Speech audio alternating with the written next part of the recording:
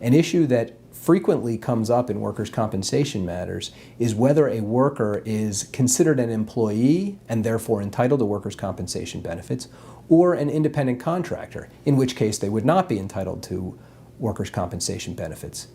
What's important to remember at the outset is that simply because your employer calls you an independent contractor, or even if you have a contract that says you're an independent contractor, that doesn't necessarily mean, under the Workers' Compensation Act, that you're an independent contractor. There are several examples that I can provide to you where this issue comes up frequently. One of them is in the trucking industry.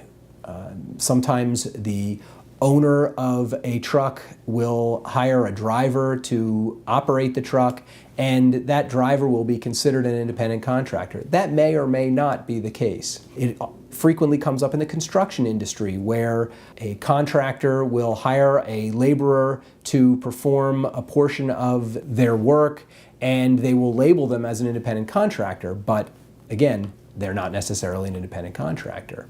The important issue in this area is who controls the means and methods for how the work is to be done.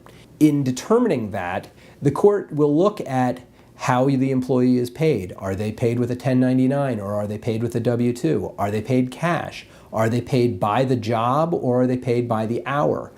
Are they on a fixed salary? Other issues that are important: who provides the equipment? Is it the worker who uses his own equipment, or is it the employer who provides the equipment to the worker? Other issues are whether or not the worker is performing the essential functions of the employer's business. In other words, if I am a carpenter and I hire someone to help me with carpentry, that person is probably not an independent contractor. On the other hand, if I'm a carpenter and I hire someone to do drywall, there is an argument that that drywall worker is an independent contractor. None of these factors, in and of themselves, are sufficient to make a determination as to whether or not someone is an independent contractor. It's critical that you speak with an attorney and that you do so as soon as possible.